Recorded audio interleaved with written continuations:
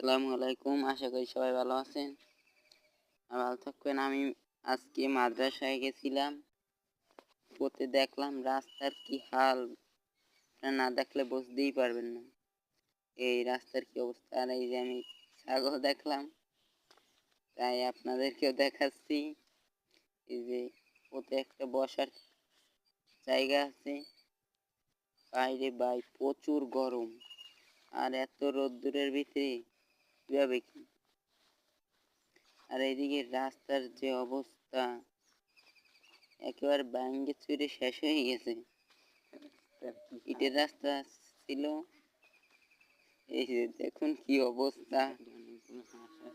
রাস্তার অবস্থা কি এরম থাকে? বাইরে ভাই, আমি ভাবলাম আর যাবোই না। রাস্তার অবস্থা কি কখনো এরকম থাকে? আশা করি সবাই ভালো আছেন, আর লাইক কমেন্ট শেয়ার করবেন। আর ওই যে গাছে দেখা যাচ্ছে কাঁঠাল। আর